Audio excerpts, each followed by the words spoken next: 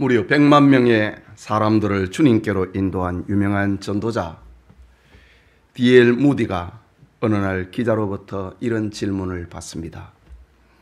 전도로 이 악한 세상을 변화시킬 수 있습니까? 라는 질문입니다. 이때 무디는 하나님은 나에게 전 세계를 변화시키라고 말씀하지 않았습니다. 세상은 도저히 구할 수 없는 난파선과 같습니다. 그렇지만 하나님이 주신 구명대로 가능한 한 많은 사람을 건지는 것이 나의 일입니다. 라고 대답했다고 합니다. 오늘날 우리는 사회에 악이 범람했음에도 진영의 논리에 빠져서 참과 거짓을 분별하지 못하는 충격의 시대를 살고 있습니다. 물론 그리스도인은 사회의 악을 제거하기 위하여 애써야 하지만 무디의 표현대로 이 세상은 도저히 구원받을 수 없는 난파선과 같습니다. 우리에게 중요한 과제는 할 수 있는 한 사람을 구명대로 태우는 것입니다. 오늘 우리는 성경에서 세상의 모든 고민을 한 몸에 지닌 사람처럼 몸부림치는 한 사람을 만나게 됩니다. 그의 이름은 다름 아닌 사도 바울입니다. 우리가 알다시피 바울은 이방인 전도를 위해서 부름받은 전통 유대인 사도입니다. 그는 이방인 구원을 위하여서 자신의 전 인생이 하나님께 쓰임을 받았던 사람입니다. 그러나 그의 가슴에는 지워지지 않는, 떠나지 않는 사람들이 있었습니다. 그들은 바로 자기의 동족 이스라엘 사람들이었습니다. 이 시간 바울의 근심과 기도라는 제목으로 하나님의 말씀 받고자 합니다. 말씀을 받는 우리 모두에게 바울의 가슴과 소통할 수 있기를 소원합니다. 첫째로 바울의 큰 근심과 마음의 고통입니다. 본문 1, 2절에 내가 그리스도 안에서 참말을 하고 거짓말을 아니하노라. 나에게는 큰 근심이 있는 것과 마음에 그치지 않는 고통이 있는 것을 내 양심이 성령 안에서 나와 더불어 증언하노니 라고 합니다. 바울은 자기 가슴 속에 큰 근심이 있다고 합니다. 그것은 그치지 않는 마음의 고통으로 다가온다고 합니다. 큰 근심과 고통은 지금도 내 양심이 증언하고 있다고 합니다. 사실 인간의 인간됨이라고 하는 것은 소유에 있는 것이 아니고 양심적인 존재로 사는 것입니다. 하나님께서는 우리에게 양심을 주었습니다. 사람은 이 양심을 통하여서 옳고 그름을 알게 하고 의와 불의를 분별하게 하십니다. 그래서 사도 바울은 디모데에게 믿음과 착한 양심을 가지라. 어떤 이들은 이 양심을 버렸고 그 믿음에 관하여는 파선하였느니라 라고 선언하기도 했습니다. 이처럼 마음은, 양심은 마음의 등불이고 하나님을 찾아가는 길과 같은 것입니다. 그렇다면 바울의 큰 근심이 무엇이었을까? 그것은 자기 동족 이스라엘이 구원에 이르지 못함으로 오는 마음의 고통입니다. 이 근심은 그리스도를 알아갈수록 더 커지는 고통이었습니다. 믿음이 성장할수록 바울이 하나님의 은혜를 체험할수록 더 커져오는 고통이었습니다. 이 근심은 신앙의 연조가 깊어질수록 더 커지는 마음의 고통이었습니다. 사실 바울은 세계를 다니면서 구원의 복음을 전했습니다. 수많은 이방인들이 복음을 듣고 하나님께로 돌아옵니다. 예수님을 구주로 영접을 하고 구원을 받습니다. 그런데 정작 바울의 동족 유대인들은 하나님에게로 돌아오지 않습니다. 도리어 복음 전하는 자를 방해하고 괴롭히고 핍박합니다. 이때 바울은 큰 근심과 마음에 그치지 않는 고통으로 짓눌리고 있는 것이 내 양심이 증언을 하고 있다고 합니다. 본문을 자세히 보면은 사도 바울의 동족 사랑은 민족주의적인 예국이 아니라 신앙적 예국이었습니다. 그는 자기 동족 이스라엘의 독립과 자유와 번영을 위해서 일하는 사람이 아니고 하나님 앞으로 돌아오기를 간절히 소망하는 신앙적 예국으로 끌어오르고 있는 바울의 마음입니다. 여러분, 성경에 등장하는 모든 믿음의 사람들이 우리에게 교훈합니다.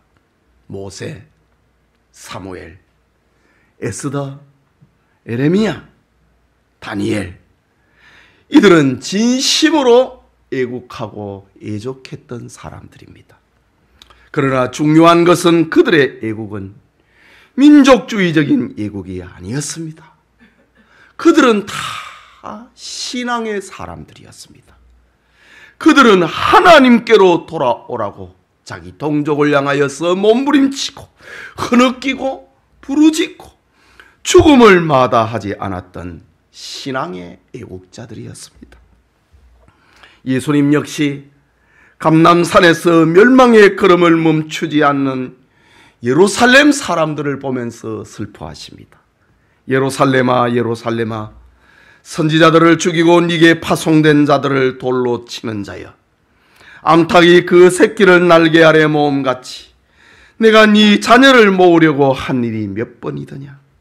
그러나 너희가 원하지 아니하였도다 하시면서 눈물을 흘리셨습니다. 이것은 이스라엘 백성들의 민족적 쇠퇴 때문이 아니라 그들의 죄 때문에 흘리고 계시는 구원의 길을 놓치고 계시는, 구원의 기회를 놓치고 있는 유다 백성들을 보면서 흘리는 예수님의 눈물이었습니다. 여러분, 우리의 가족 가운데 예수님을 안 믿는 사람이 있는데 보고만 있다면 정말 그를 사랑하는 사람일까요? 가령 우리 가족과 친구가 예수님을 안 믿는데 전도하지 않는다면 그를 사랑하는 사람일까요? 나를 낳아준 부모님을 진정으로 사랑한다면 부모님을 위하여 눈물로 기도해야 되지 않겠습니까? 친구를 사랑한다면 그 친구가 지옥의 자식이 되는데 모른 채 할 수 있단 말입니까? 예수님을 믿고 안 믿고는 그들의 일이지만은 기도하고 전도하는 것은 우리가 해야 할 일입니다. 바울은 디모데에게 디모데전서 5장 8절에 권면합니다.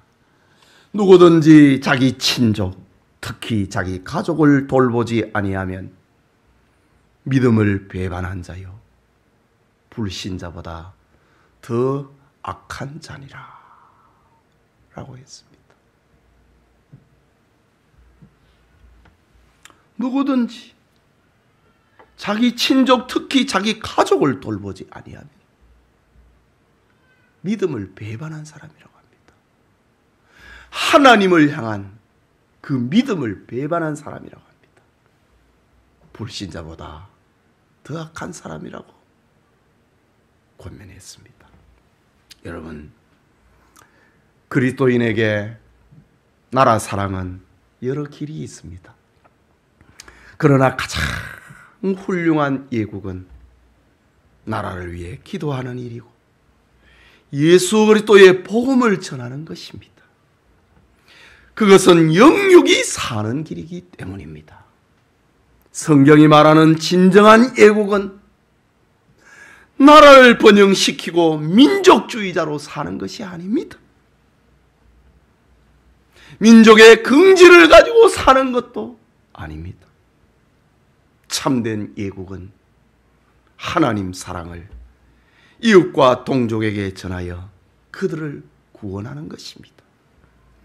이것이 그리스도의 책임이요, 그리스도인의 책임이요, 교회의 사명인 것입니다. 그리스도인의 애국은 거리에서 촛불을 들고 시위하는 것이 아니고 전도제를 나누어 주며 기도하는 것이 가장 우선해야 될 애국입니다. 여러분, 이 세상의 나라 가운데 영원한 나라가 어디에 있었습니까? 세상 모든 나라는 흔들리고 무너지고 결국은 망하고 말았습니다. 그러나 하나님의 나라는 흔들리지 않고 망하지 않고 영원합니다. 그렇다면 영원한 하나님의 나라의 백성이 되게 하고 이 복음을 전하여 그 백성을 구원하는 것이 참된 예국이고 예족인 것입니다. 이것이 오늘 본문에 등장하고 있는 바울의 나라 사랑이었습니다. 오늘 우리에게 바울의 신앙적 양심에 공감하고 바울의 영적 근심과 소통을 하는 은혜가 우리에게도 있기를 소원합니다. 그게 둘째로 바울의 간절한 기도가 있습니다. 본문 3절입니다. 나의 형제 곧 고륙의 친척을 위하여 내 자신이 저주를 받아 그리스도에게서 끊어질지라도 원하는 바로라 라고 합니다. 바울의 옛끓는 동족 사랑입니다. 얼마나 자기 고륙의 친척을 사랑하였으면 자기가 버림을 받아 그리스도에게 끊어질지라도 형제들을 구원할 수 있다면 나는 그것을 원하노라. 나는 그 길을 선택하겠노라. 바울은 이렇게 말하고 있습니다. 바울이 바라는 것은 고려의 친척을 살리기 위해서라면 나는 나를 버리겠다고 합니다. 우리가 바울의 이런 마음을 품는다면, 바울의 이런 간절함을 우리도 가질 수 있다면, 바울의 이런 눈물을 우리가 가질 수 있다면 우리의 가족과 친구와 이웃을 얼마나 많이 더 구원할 수 있겠습니까? 여기 내 자신이 저주를 받아 그리스도에게서 끊어질지라도, 이 말은 단순한 손해를 말하는 것이 아닙니다. 그것은 영혼과 육체가 하나님께로부터 저주를 받아 지옥으로 떨어지는 무서운 멸망을 가리킵니다. 바울은 통족 구원을 위해서라면 나는 지옥에 가겠다. 정말 놀라운 마음을 가지고 있습니다. 광야교회의 지도자였던 모세도 이런 마음을 가졌습니다. 정말 대단한 지도력입니다. 하나님, 출애굽한 이 백성들이 광야에서 하나님의 벌을 받아서 다 죽는다면 하나님의 이름을 대해서 저 이방 사람들이 뭐라고 말하겠습니까? 구원할 능력이 없어가지고 가나안에 데려가지 못하고 그들을 죽였다고 하지 않겠습니까? 하나님, 이들을 다 멸하신다면 차라리 내 이름을 하나님의 생명책에서 지워버려 주옵소서. 이런 리더십을 가지고, 이런 지도력을 가지고 하나님 앞에 기도했습니다. 정말 대단한 리더십입니다. 오늘 바울도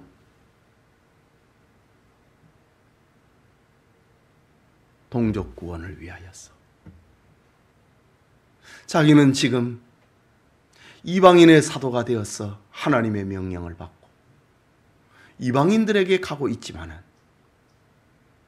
내 동족 구원을 위해서라면 내가 하나님 앞에 저주를 받아갖고 그리스도에게서 끊어진다 할지라도 하나님, 나는 그것을 선택하겠습니다.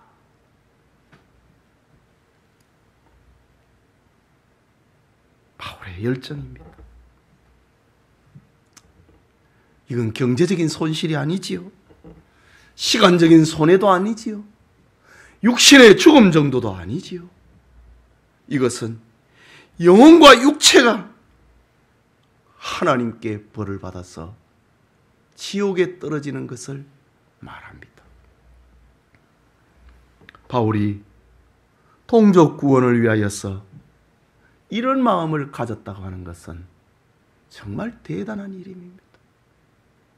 대단한 사도고 대단한 리더십입니다. 우리가 알다시피 바울은 일생 동안 자신의 동족으로부터, 유대인들로부터 비방과 폭행과 박해를 받았습니다. 바울을 괴롭히고 해를 끼친 사람들은 이방인보다 동족들이 훨씬 더 많았습니다. 바울을 돌로 친 사람도, 그래서 죽은 줄을 알고 성 밖으로 내다 버린 사람들도 유대인이었습니다. 태장으로 40대를 때리면 죽으니까 40의 감하는 매를 5번이나 때린 적도 그들도 유대인들이었습니다. 재판에 붙인 사람도 유대인이었고 바울을 감옥에 가둔 사람도 유대인이었습니다. 사지를 찢어 죽이겠다고 소동을 벌이고 바울을 죽이기까지는 우리는 밥을 먹지 않겠다고 결사대에 40명이 등장한 그들도 유대인들이었습니다. 사사건건 미움과 박해를 가한 사람들이 동족 유대인들이었습니다. 인간적인 면에서 보면은 그들은 이를 갈고 미워할 수밖에 없는 사람들입니다. 그럼에도 바울은 그들이 망하는 것을 원하지 않고 있습니다. 바울은 그들의 죄는 미워하고 있지만은 그들의 영혼을 사랑하고 그들이 구원받아야 된다. 그들이 구원받는다면은 내가 저주를 받아서 지옥에 간다 할지라도 나는 그 길을 선택하겠노라. 내 양심이 증언을 하고 있다 라고 말하고 있습니다. 계속해서 바울의 동족 사랑의 이유를 이렇게 설명합니다. 4절과 5절에 여러분 조금 어려운 말 같지만은 한번 같이 읽어볼까요? 4절에 그들은 이스라엘 사람이라 그들에게는 양자됨과 영광과 언약들과 율법을 세우신 것과 예배와 약속들이 있고 조상들도 그들의 것이요 육신으로 하면 그리스도가 그들에게서 나셨으니 그는 만물 위에 계셔서 세세의 찬양을 받으실 하나님이시니라. 아멘 라고 합니다. 이 말씀은 바울의 동족 유대인들이 구원받아야 될 이유와 간절한 기도를 담고 있는 문장입니다. 바울은 하나님이 이스라엘 백성들에게 주셨던 8가지의 언약적 축복을 열거를 하면서 하나님, 이들이 구원받아야 되지 않습니까? 라고 합니다. 그 8가지 언약적 축복, 이게 뭐냐 이거지요. 이스라엘은, 동족 유대인들은 하나님의 양자가 되는 축복을 받았다고 합니다. 이것은 이스라엘이 하나님의 가족 관계에 있다고 하는 가족 증명서를 지금 내놓고 있는 겁니다. 우리는 하나님의 가족이지 않습니까? 우리는 하나님의 양자가 아닙니까? 내가 너희 하나님이 되고 너희는 내 백성이 될 것이라고 하는 우리는 하나님의 양자가 된 백성이라는 말이지요. 둘째는 하나님은 자신의 영광을 이스라엘 가운데 나타내지 않았습니까? 세상의 그 어디에 하나님께서 자신의 영광을 나타내신 적이 있었습니까? 이스라엘 가운데 하나님께서 자신의 집인 성막을 건축을 하시고 성막 가운데 자신의 영광을 나타내시고, 그리고 구름기둥과 불기둥을 통하여서 자신의 영광을 나타내신 백성, 그들이 이스라엘이 아닙니까? 이스라엘은 하나님의 언약을 받은 자손들입니다. 하나님이 아브라함에게 약속하셨지요. 내가 너로 큰 민족을 이루고 네 이름을 창대하게 하고 너로 축복의 근원이 되게 하겠다고 누구에게 했습니까? 이스라엘의 조상 아브라함에게 하지 않았습니까? 다윗에게 하지 않았습니까? 하나님, 내 동족 이스라엘은 하나님께서 언약을 맺으신 백성입니다. 그러니 구원받아야 되지 않습니까?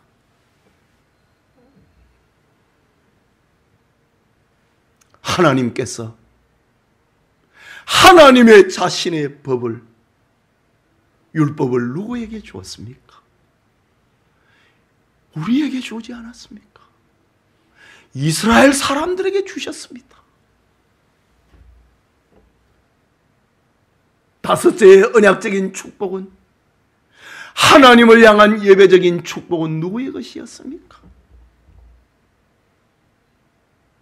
하나님께서 이스라엘을 통하여서 예배를 받으시고 이스라엘을 제사장 나라가 되게 하겠다고 하지 않았습니까? 하나님과의 관계를 회복하는 그 길을 이스라엘에게 주셨습니다. 여섯째는 예수 그리스도 구원을 주신다고 하는 약속을 누구에게 주었습니까? 이방인이 아니라 이스라엘에 주시지 않았습니까? 약속을 우리 동족 유대인 이스라엘에게 하나님이 주셨습니다. 이처럼 하나님께 복을 받은 조상들은, 하나님 앞에 은혜를 받은 조상들은 다 우리입니다. 우리의 동족, 나의 동족 이스라엘입니다. 조상들은 다 우리 것입니다. 뿐만 아니라 마지막 여덟 번째 가장 중요한 것은, 이스라엘은 그리스도를 출생시킨 육신의 태를 가진 백성입니다.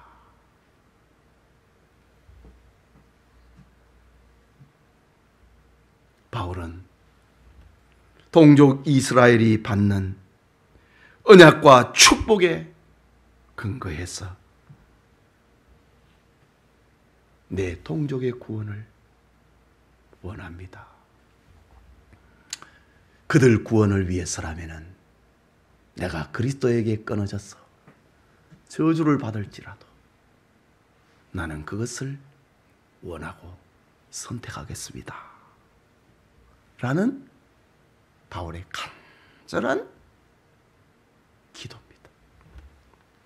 예배드리는 성도님, 오늘 우리는 끊임없이 친족과 이웃과 나라가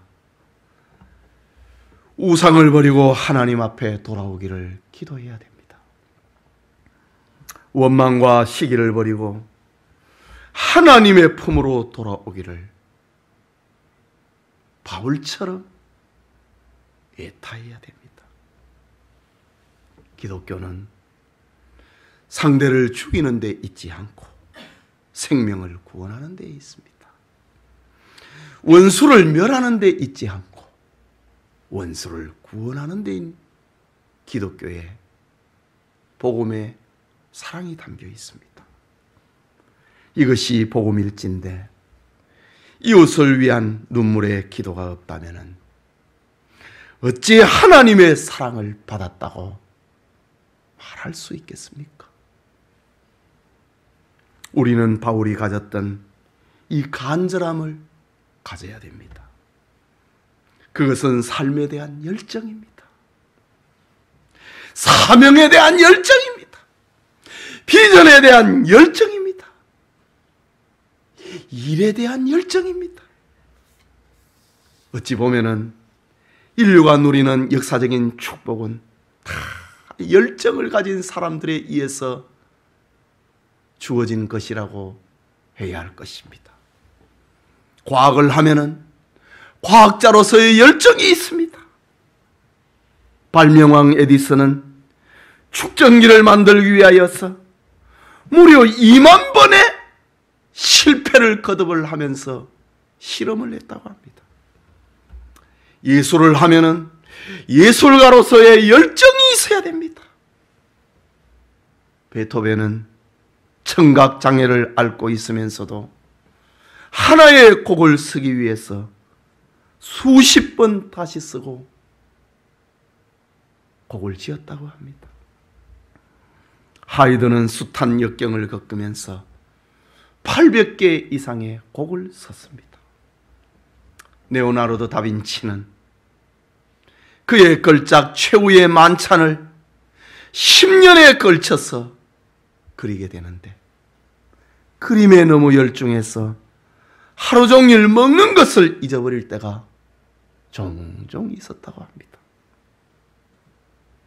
우리 그리스도인들은 바울의 이런 열정과 바울의 이런 기도에 공감해야 됩니다. 물에 빠져 죽어가는 사람을 보고 안타까워하지 않는 사람이 있습니까? 나라가 좌경화되어 가는데 분통을 느끼지 않는 시민이 있습니까? 이런 마음을 가지면서 지옥의 길로 달려가는 사람에게 안타까움이 없다면 그것은 비정상입니다. 우리 안에 바울의 열정과 기도가 회복되길 원합니다. 난파선이 된 세상을 다 구원할 수는 없지만 무디의 표현처럼 우리의 고륙과 친구와 이웃을 구원하는 일에는 우리의 열정을 쏟아놓아야 하는 것입니다. 사랑하는 성도 여러분, 1956년에 미국 전역을 충격으로 몰아넣었던 사건이 있습니다. 그것은 28살의 짐 엘리엇과 4명의 젊은 선교사들이 남미 에콰도르 동쪽에 있는 콜라이 강변에서 시체로 발견된 사건입니다. 그들은 아우카 부족에게 전도하기 위해서 소형 비행기를 타고 거기에 갔는데 그곳에 도착한 지 5일 만에 원주민들에 의해서 살해당하고 맙니다.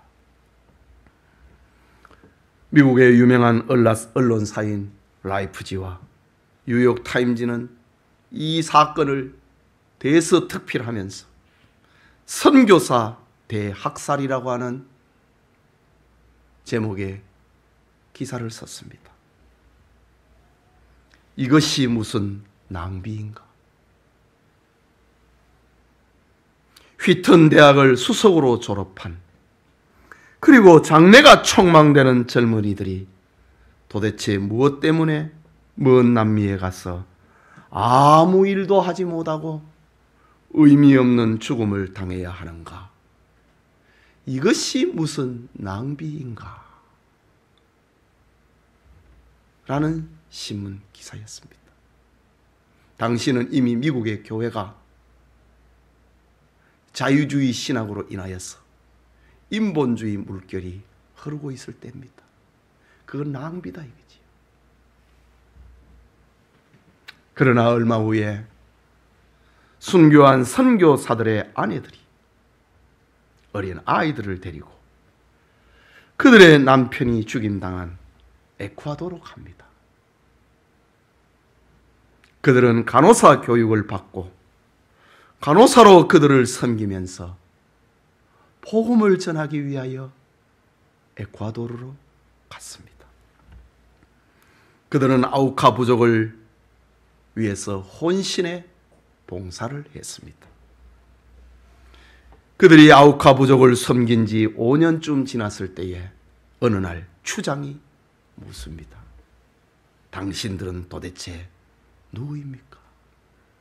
당신들은 누구이기에 우리를 위해서 이렇게 희생하고 있습니까? 추장이 묻습니다. 이 이야기를 듣고 있던 5명의 간호사 가운데 한 사람이 대답합니다. 당신들이 5년 전에 콜라이 강변에서 죽인 사람들을 아십니까? 우리는 그들의 아내요, 그들의 자녀입니다. 라고 말을 합니다. 이 말을 들은 추장은 질겁을 합니다. 원주민들은 충격에 빠집니다. 그러나 그때부터 간호사들을 향하여 마음을 열기 시작합니다. 복음을 영접했습니다. 2000년 초반 50년이 지난 후에는 그 사악한 원주민들은 완전히 복음화됩니다. 부족 사람 1000명이 다 예수님을 믿게 된 것입니다. 놀라운 것은 선교사를 살해한 5명 가운데 한 사람은 미국에 유학을 가서 목사가 돼갖고 그 부족을 위한 목사로 부임을 합니다. 짐 엘리엇이 순교한 지 얼마 후에 그가 다녔던 휘턴 대학 기숙사에서 그의 일기장이 발견됐습니다. 신문에서 이게 무슨 낭비인가? 그런 기사가 회자가 될 때에 일기장이 발견됐습니다. 그 일기장 한쪽 구석에는 마치 이런 일이 일어날 것처럼 예견이나 했던 것처럼 이런 글귀가 쓰여져 있었습니다. 결코 잃어버릴 수 없는 것을 위하여, 결코 잃어버릴 수 없는 것을 얻기 위하여, 지킬 수 없는 것을 버리는 자는 절대 어리석은 것이 아니다. 결코 잃어버릴 수 없는 것을 얻기 위하여 지킬 수 없는 것을 버리는 자는 절대 어리석은 것이 아니다. 라는 글귀였습니다. 엘리엇이 말한 결코 잃어버릴 수 없는 것이 무엇일까요? 그것은 천국입니다. 우리는 천국은 잃어버리면 안 됩니다. 그러면 사람이 지킬 수 없는 것은 무엇일까요? 그것은 자기 목숨입니다. 자기 목숨은 자기가 못 지킵니다. 그것은 건강입니다. 그것은 물질입니다. 그것은 세상이고 그것은 명예입니다. 천국을 얻기 위하여 세상의 것을 버릴 수 있는 사람은 결코 어리석은 자가 아니고 진정 지혜로운 사람이고 복을 받은 사람인 것입니다. 여러분, 오늘 우리는 성경에서 동족 구원을 위하여 큰 근심과 고통을 가지고 일생을 살아갔던 바울을 살펴보았습니다. 그는 이방인 선교사로 부름을 받았습니다.